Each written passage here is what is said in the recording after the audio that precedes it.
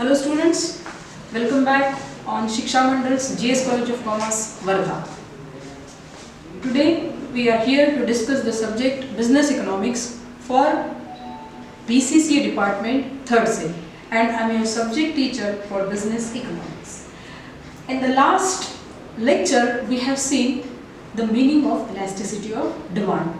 Okay, this elasticity of demand, what it means? It means a percentage change in the quantity divided by percentage change in the price into price of the commodity and quantity demanded of the commodity. What it means?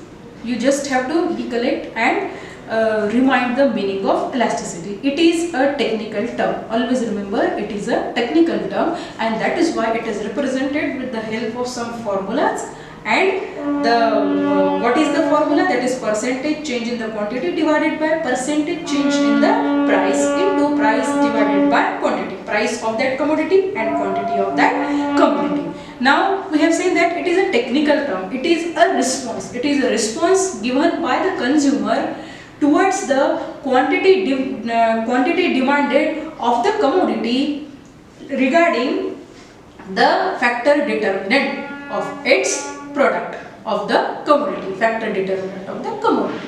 Now what are these factors? Mainly these factors were price, income and purchasing power of the individual or of the consumer. Again, I'll just repeat what we are looking for. We are here studying the law of demand, and law of demand, the next topic in that is elasticity of demand. When we talk about demand, elasticity is there. It is a part and parcel of law of demand. Elasticity of demand. Elasticity of demand again has three types: income elasticity, cross elasticity and price elasticity. And out of that three parts, out of that three topics, we need to understand mainly the price elasticity. And again, this price elasticity we have seen, and just now we have discussed the formula. What is the formula of price elasticity of demand? That elasticity, price elasticity again has 5 types. How many types it has? It has 5 types. Price elasticity of demand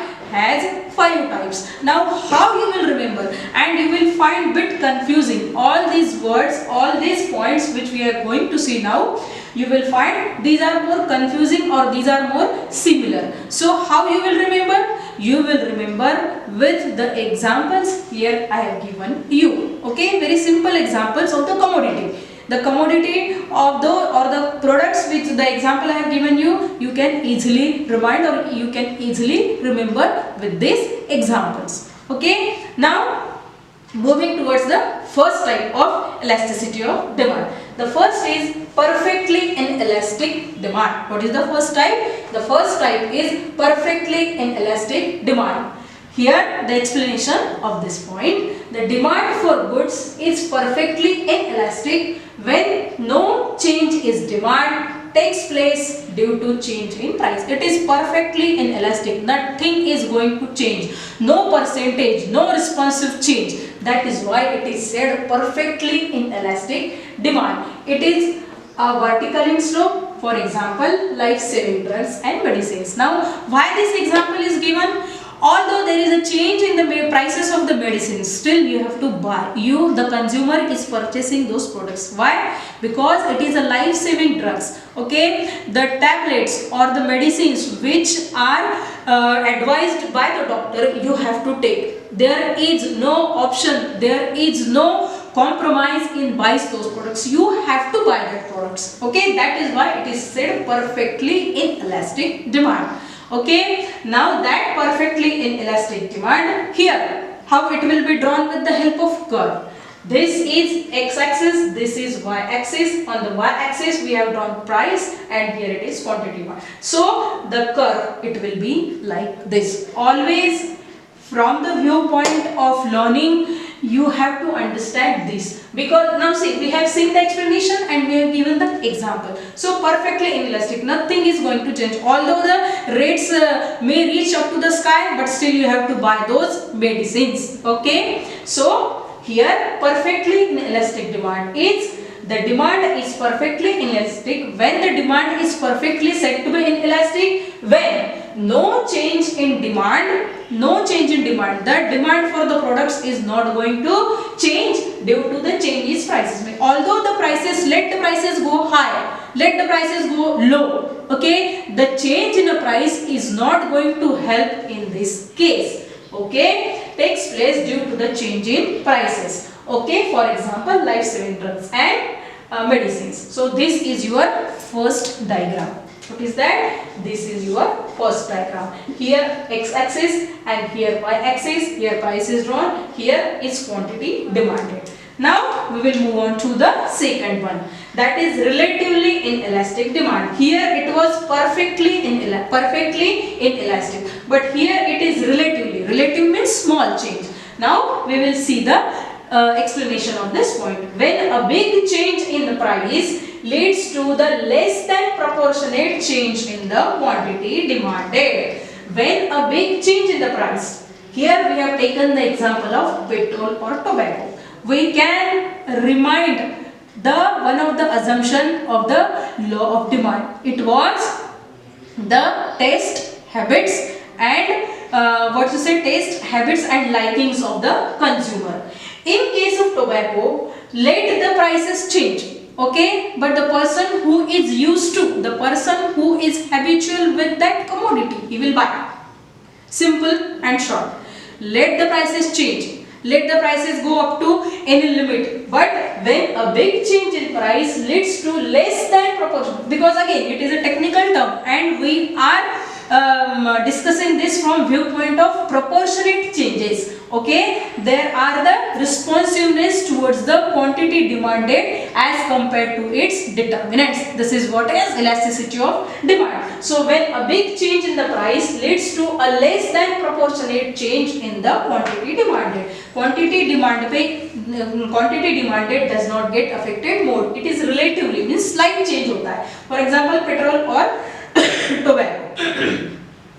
Correct hai? Clear hai point? So this is drawn with the help. This is your second diagram. Okay, here see how the demand curve moves here. It is not exactly a downward sloping, it is not a straight, but it is like this. This is the demand curve. Means here we have to see, this is the curve of inelastic demand, perfectly inelastic. This is the curve of relatively inelastic. And in the exam also you have to write the explanation of these points, giving the examples along with the curve. Okay. Then clear hai second point? I hope it is clear. When a big change in the price leads to the less than proportionate change in the quantity demanded. Means least change hota hai, bilkul thoda change hota hai.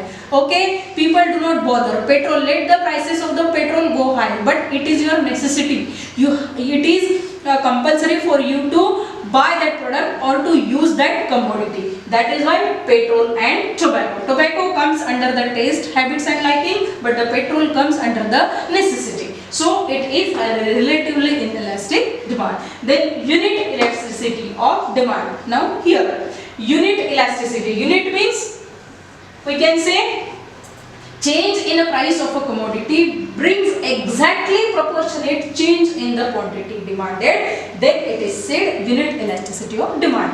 Okay, change in a price.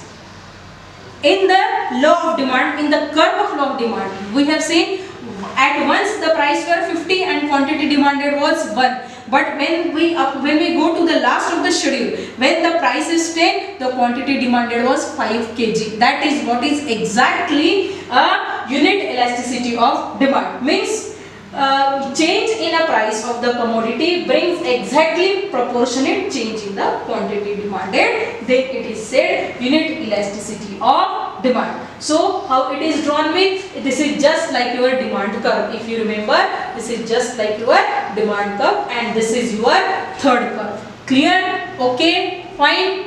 So unit elasticity of demand or unit elasticity of a quantity demanded. So when a change in the price of the commodity brings exactly proportionate change in the quantity demanded, then it is said unit elasticity of demand. Now again we are coming to relatively elastic. Means relatively means small change, not a big change.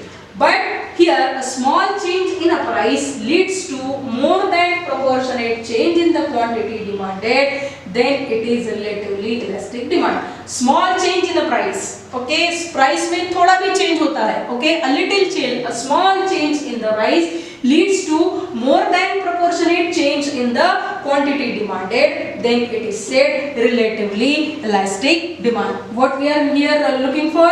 Relatively elastic demand. So in relatively elastic demand, what we can say that small change in the price leads to the more than proportionate change in the quantity demanded, then it is said relatively elastic demand, represented with a slant curve. So this curve, this is your fourth diagram. So it is slanting, okay, how it moves, it is a slant curve. Clear? Now perfectly elastic demand. When a small change in the price, what it says, when a small change in a price brings infinite means unlimited change in the demand, in the quantity demanded, then it is said perfectly elastic demands. Goods demanded for existing prices. Goods are demanded for the existing prices, means let it be the price of the good. Okay, it is somehow like perfectly inelastic, but it is perfectly elastic, sorry, it is a perfectly elastic demand. Goods are demanded at the existing prices. Here we can take the example of vegetables or fruits, because vegetable is your necessity. You have to buy the vegetable. Have to buy means consumer buys the vegetables. He goes to go into the market and buy the vegetable or fruits, because it is the taste, likings and habits of the consumer. Okay, that we have seen in the assumption of law of demand. So perfectly elastic demand, when a small change in a price brings infinite change in the quantity demanded, then it is called perfectly elastic demand. Perfectly elastic demand. Goods demanded for the existing prices, for example vegetables and fruits. And this is your fifth curve.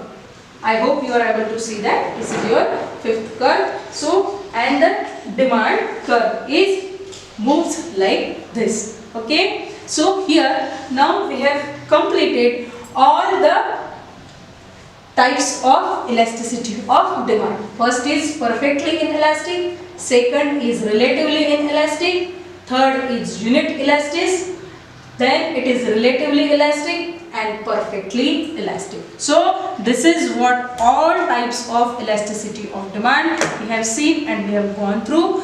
Now in the next lesson we are going to see the law of demand forecasting. We will cover demand forecasting. So it's enough for today. Thank you.